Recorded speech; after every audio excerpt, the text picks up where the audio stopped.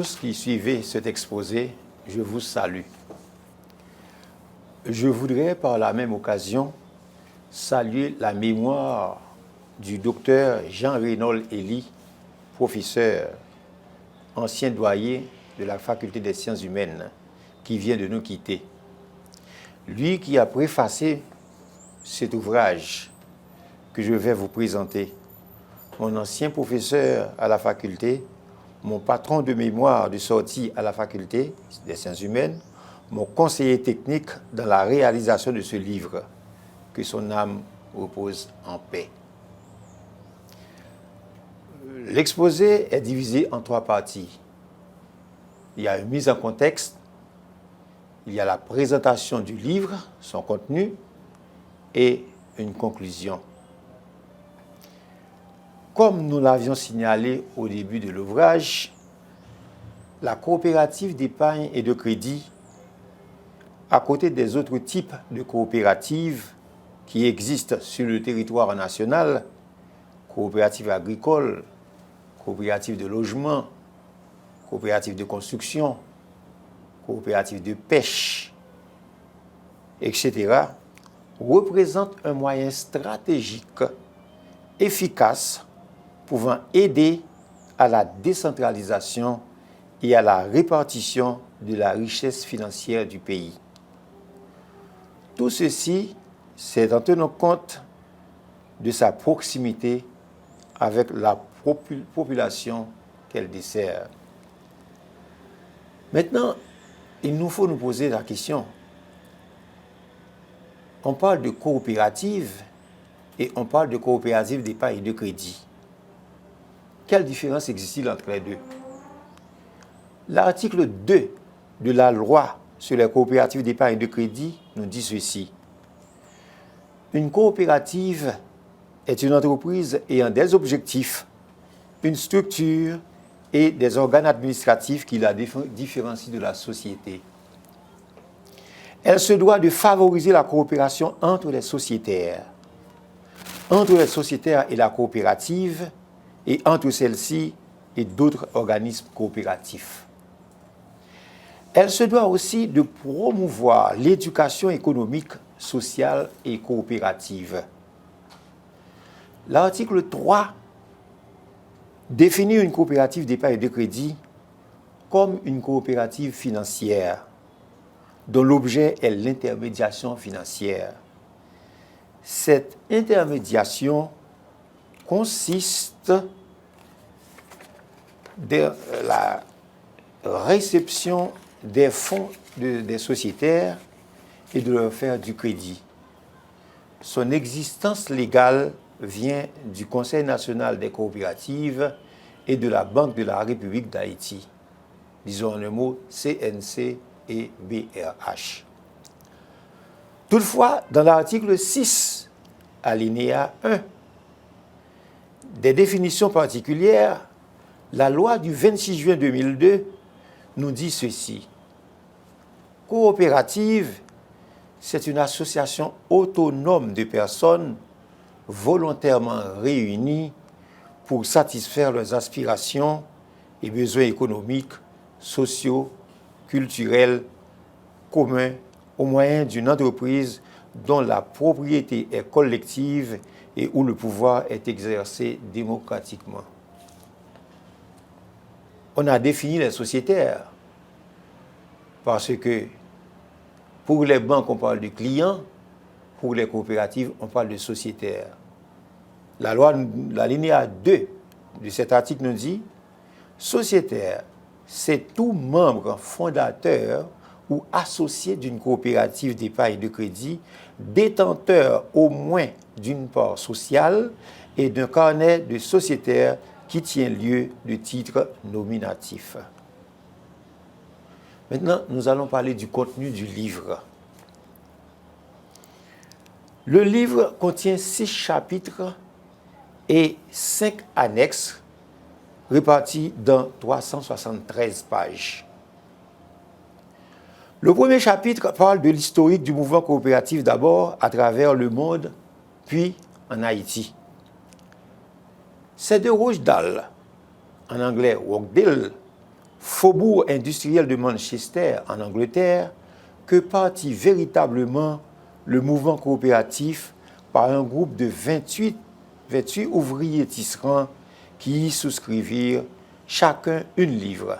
La livre, c'est l'unité monétaire de l'Angleterre. En vue de la constitution du capital de base de la société des équitables pionniers de Oakdale. C'était la première coopérative de consommation fondée dans le monde. France 1868, première coopérative de consommation à Lyon. Ça, c'est pour la France. Ensuite, 1850, c'était la première coopérative de consommation en Suisse. En Allemagne, 1847, coopérative de consommation, puis coopérative d'épargne de crédit. Nous parlons des débuts de coopérative, ouverture coopérative de consommation. On ne parle pas trop de coopérative d'épargne de crédit à cette époque. USA, États-Unis, 1845, à Boston, première coopérative de consommation. 1905, aux États-Unis encore, première coopérative ou Credit Union, grâce à la visite de Desjardins.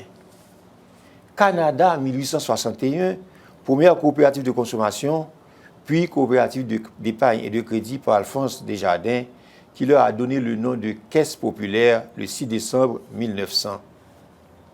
C'est maintenant que je parle de Caisse populaire. Remarquez, je parle de coopérative de consommation, ensuite nous parlons de coopérative d'épargne et de crédit, mais ce n'est qu'en 1960 que Desjardins Alphonse, Canadien, qui a ouvert la première caisse au Canada et qui a changé le nom, qui a donné le nom de Caisse populaire aux coopératives d'épargne et de crédit.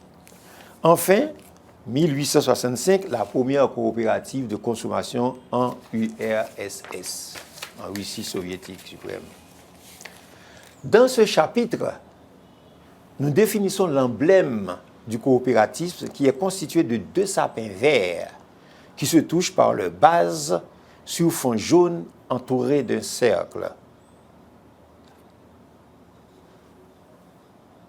Le sapin est un symbole très ancien qui exprime la fécondité, la persévérance et l'immortalité, c'est-à-dire les piliers de base qui donnent vie au coopératisme.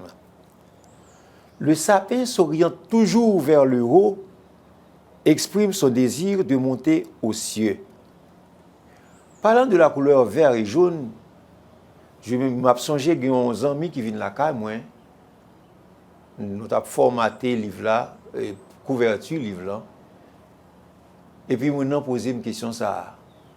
C'est fanatique brésilien, pour qui ça mette vert et jaune?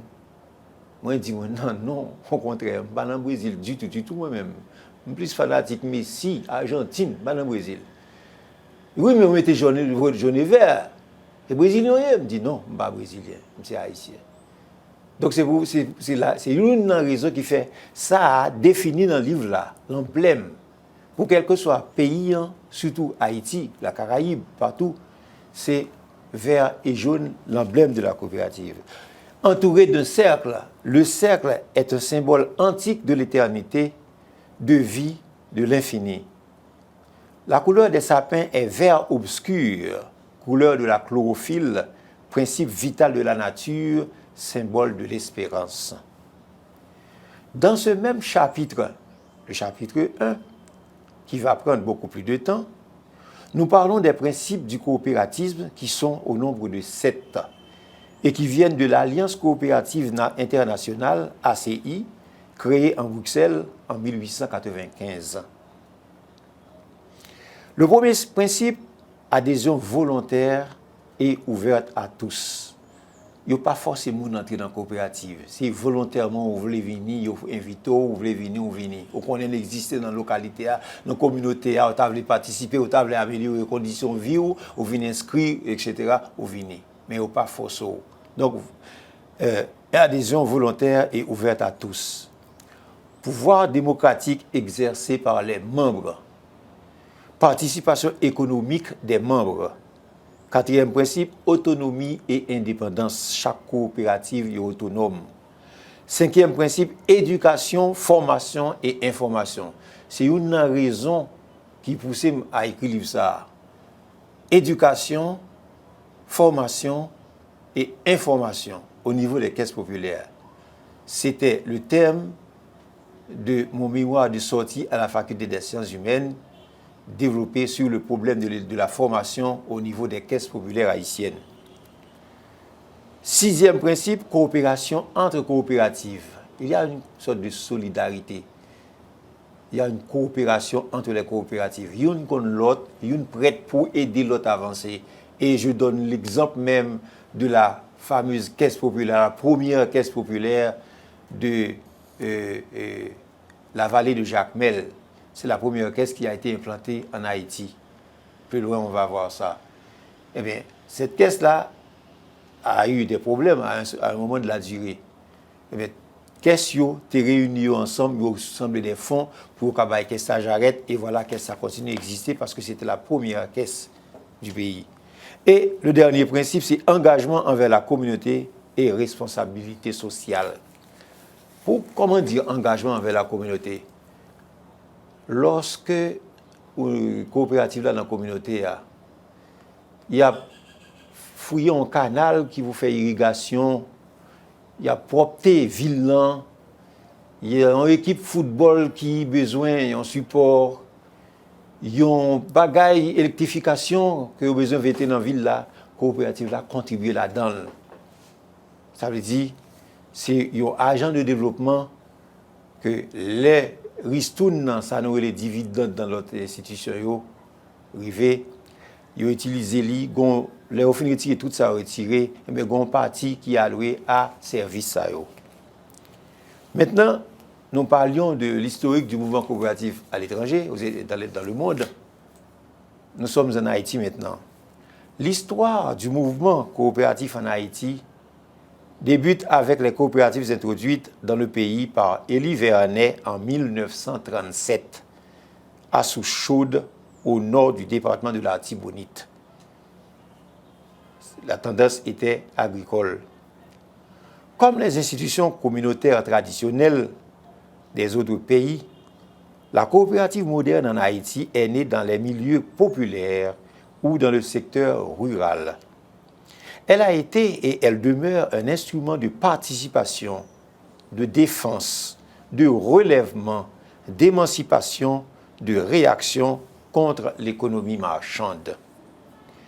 C'est par l'intermédiaire du fameux disciple de Desjardins, Édouard A. Tardieu, qu'Haïti a bénéficié de cet outil de développement. C'est après son passage au Canada, il a constaté comment coopérative, caisse d'épargne de crédit, caisse populaire a développé. Il est rentré à Haïti, il y a un problème dans la répartition bien haut.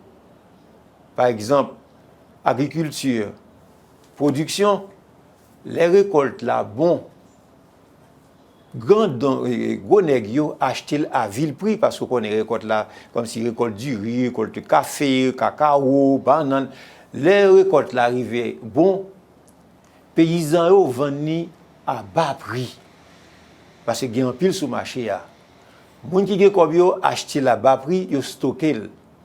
Les bagages ont commencé par bon dans le pays, ils ont ouvert, ils ont vendu très cher pour faire bénéfice. Et bien, dans vendre cher ça, ils ont arrivé à faire paysans, même qui étaient produits là, acheter exagérément cher. Par conséquent, pour être capable d'avoir une sorte de conservation ou bien économie, t'as dit ouais bagay là comme ça, li météo dans la caisse d'épargne de crédit pour être capable de faire économie. Ce problème était arrivé aussi au Canada. L'histoire du Canada rappelle que le Canada, partie anglaise, considérait le Canada, les Québécois, partie française, comme des personnes, on sait de monde qui n'ont pas de moyens, comme si ils de faible niveau au point de vue économique. Les conseils ont prêté combien de temps dans le pays, nous, il y aurait les coups de poing à un paquet de pourcentage très haut. C'est ça que fait Desjardins, tu ouvres une caisse populaire là pour être capable de faire économie, pour être capable de fonctionner entre eux. Donc c'était une parenthèse pour le contexte, comment la Caisse populaire ouvert au Canada, comment l'ouvert en Haïti et dans d'autres pays. Nous disions, aidé par les pères Méal et Milor, de M. Granville-Laroche et de ses frères, M. Tardieu implanta le 22 septembre 1946 à la vallée de Jacmel la première caisse, la première coopérative d'épargne et de crédit en Haïti, la Petite Épargne. Le 3 novembre, dans la paroisse de Cavaillon, le père Brière fonda la première coopérative d'épargne et de crédit, la Caisse populaire Union Cavaillonnaise Capic. C'est dans la paroisse de Campérin que fut créée par le père Langlois la troisième caisse d'épargne et de crédit dénommée Caisse populaire Sainte-Anne de Campérin, Capozac, le 27 mars 1949. La quatrième caisse populaire est fondée au CAI le 9 octobre 1949 par le père Jean Salgado. Il y a un qui a attiré l'attention. Chaque côté, on a des pères Salgado, père Brière, c'est père, comme si dans l'église. Donc à l'époque, la confiance, surtout, c'est dans l'église qui est établie, et Caisse populaire dit confiance, et ça. La quatrième au CAI, et en 1951, fut créée dans la capitale haïtienne, sous l'initiative du père Emmanuel Kebro, la Caisse populaire Sainte-Anne CPSA. Viennent ensuite la Caisse populaire de Saint-Gérard, dans la paroisse Saint-Gérard à Carrefourfeuille, la Caisse populaire Dominique Savio, Capodossa à Pétionville. Depuis lors, les coopératives d'épargne et de crédit n'ont pas cessé de se multiplier dans le pays. En passant, je dois vous rappeler, quand je dis Caisse populaire, coopérative d'épargne et de crédit, la caisse, SEC, toutes ces mêmes bagailles-là, pas de différence. Par moment, nous utilisons caisse populaire. Là-dedans, c'est caisse, nous dit caisse pour raccourcir le langage là. Mais c'est au même déjà des non caisse populaire là, c'est ça qui fait qu'une caisse populaire. Et puis nous mettons en abrégé les SEC, coopératives d'épargne et de crédit SEC. Au milieu des années 90, une catégorie d'entreprises se présentant comme des caisses populaires se multipliait dans le pays. Peut-on parler réellement de caisse populaire lorsqu'on se rappelle qu'à cette époque, bon nombre de ces institutions n'avaient aucune structure se rapportant à une vraie SEC. Les trois organes n'existaient pas. Les taux d'intérêt offerts sur les dépôts variaient de 8, 10, 12%. Les Haïtiens attirés par ces taux aussi alléchants venaient en masse y placer leur argent. Géré en majeure partie par un conseil d'administration composé de parents et ou d'amis du promoteur, quand ce n'est pas celui-ci tout seul, ces institutions représentaient une menace pour les autres acteurs du marché financier d'alors, en leur faisant une concurrence déloyale. C'est ça que fait, dans ces deux mondes, à l'époque, ils ont retiré question dans l'autre institution financière, dans la banque, dans l'autre gros caisse, dans l'autre caisse qui était traditionnellement existait, il y a le déposé dans la caisse 10% ça pour être capable de recueillir plus d'intérêt, plus d'argent. Mais malheureusement, on ne peut pas imaginer que la privon là, maintenant, les labos 10%, monsieur 10%, monsieur 10%, 10%, 10%, ils ne peuvent pas joindre suffisamment, la privon là, l'a bloqué. Et c'est ça qui est venu arriver. Au cours de l'année 2002, leur mode de fonctionnement irrationnel allait les emporter, laissant dans la désolation des milliers de déposants qui, pour la plupart, s'étaient dépouillés de tout leur avoir en voulant profiter des avantages offerts par ces catégories de caisses. Dans ce chapitre, parce que c'est un chapitre historique, il y a beaucoup de choses, bien que je n'ai pas tout dit, il y a des choses extraordinaires que vous allez découvrir dans ce chapitre. On trouvera aussi une évolution au niveau des limites géographiques d'une caisse populaire. C'est par département, d'après la loi de juin 2002, la loi en vigueur.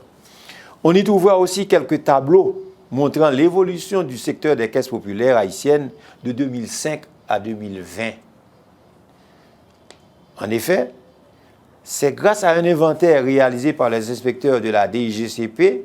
DIGCP, c'est la Direction de l'Inspection Générale des Caisses Populaires, pour le compte de la BRH, au cours de l'année 2005, à travers tout le territoire national, qu'on a pu aboutir à ce tableau. C'était juste pour avoir une idée du secteur à cette époque. Certaines petites caisses, 10%, fonctionnaient encore dans la clandestinité. Il a fallu 7 mois, février à août, pour le déroulement de l'inventaire.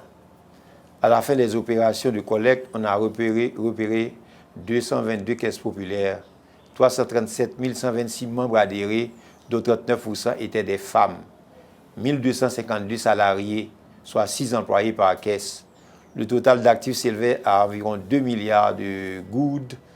Le montant de l'épargne était d'environ 1,2 milliard de goudes et le portefeuille de crédit 1,2 milliard de goudes. Comparativement à 2020, où l'on parle de 17 milliards, de 11 milliards, 12 milliards en épargne.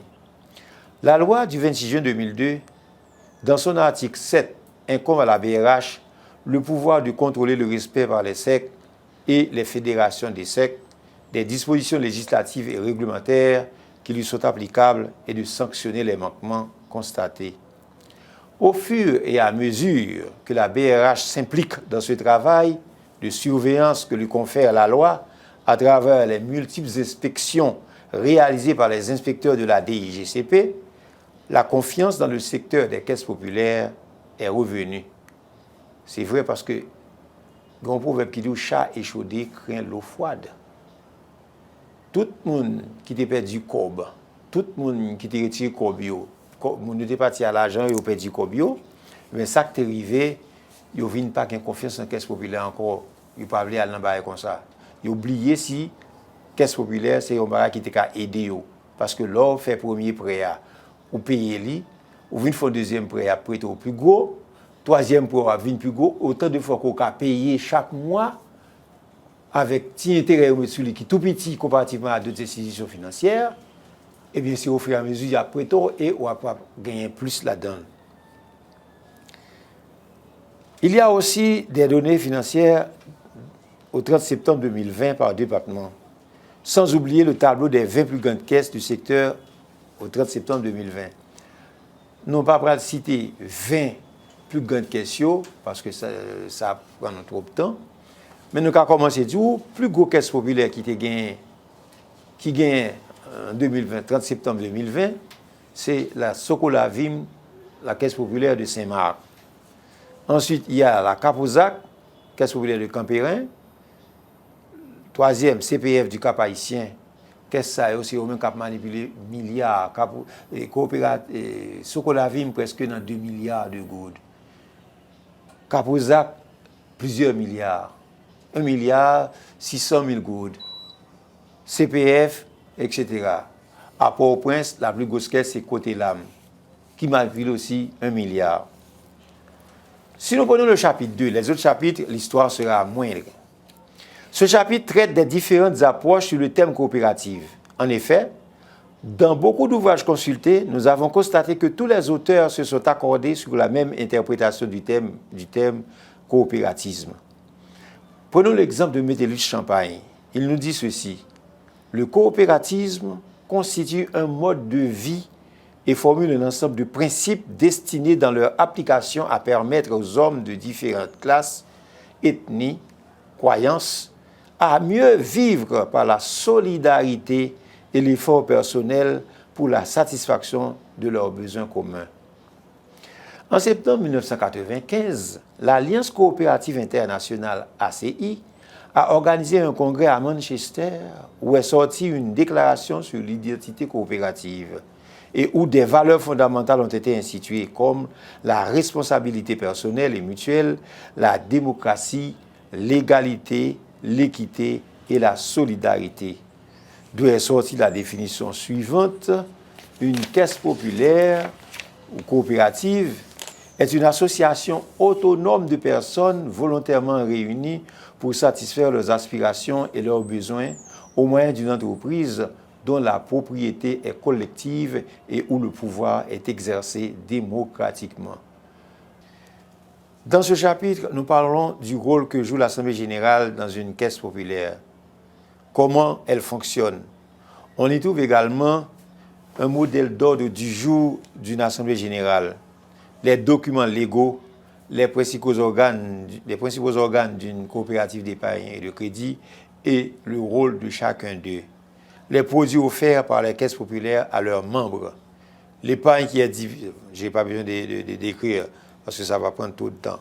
Mais on sait qu'il y a l'épargne à vue, l'épargne à terme, l'épargne spécialisée, l'épargne boni et dépôt direct.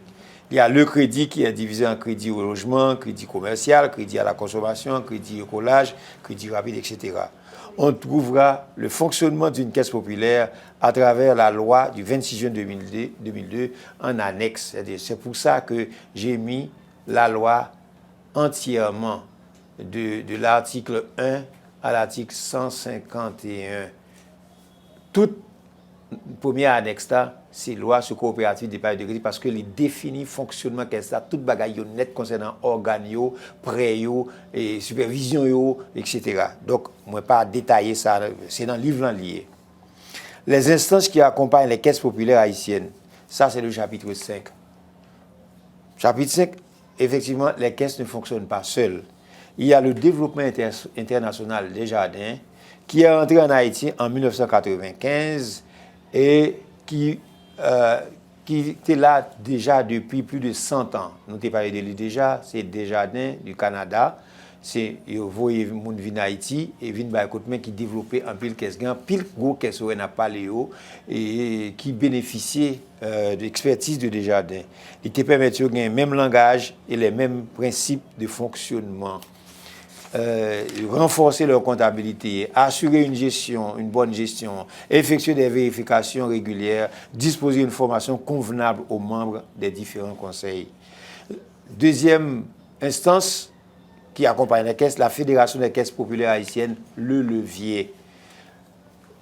La loi du 26 juin 2002, à travers les articles 105 à 109, définit les modalités de fonctionnement d'une fédération et la façon dont une coopérative d'épargne et de crédit peut y être affiliée. C'est développé dans le livre, vous allez le voir. La troisième instance, c'est la Fédération nationale de coopératives d'épargne et de crédit, le sociétaire. Cela veut dire, sur le terrain, dans le pays, il y a deux fédérations, la fédération Le Levier et la fédération Le Sociétaire. Dans le livre, vous allez retrouver les 14 membres qui ont permis à la fédération Le Levier d'ouvrir ses portes, les 14 premières caisses, ainsi que les 10 premières caisses qui ont permis récemment, il y a 2-3 ans, à la fédération Le Sociétaire d'ouvrir ses portes. En dernier lieu, il y a l'association ANACAF, l'Association nationale des caisses populaires haïtiennes. C'est une association qui a sa propre mission et a réalisé pas mal de choses pour les caisses populaires. Les plus by formation les mêmes. Enfin, au chapitre 6, dernier chapitre, la formation dans les coopératives d'épargne et de crédit. C'est le chapitre que j'aime le plus parce que c'est une bagaille qui te permet de me présenter mes mots parce que j'ai constaté sur le terrain qu'il y a un manquement au niveau de formation des membres, au niveau de formation des dirigeants et au niveau de formation des sociétaires. Nous avons également élaboré la proposition de programme de formation pour les membres d'une caisse populaire dans lequel on trouvera les thèmes à mettre en relief par cette formation. Oui, c'est dans mon livre, au 6e chapitre, vous allez le voir. Ça doit attirer votre attention. Surtout vous, dirigeants, vous, sociétaires, avisés, vous, employés. Nous parlons aussi des relations qui existent entre les coopératives, des méthodes à utiliser pour bien réaliser les séances de formation, notamment l'andragogie qui est faite pour l'éducation des adultes et la pédagogie qui est différente de la pédagogie pour l'éducation des enfants.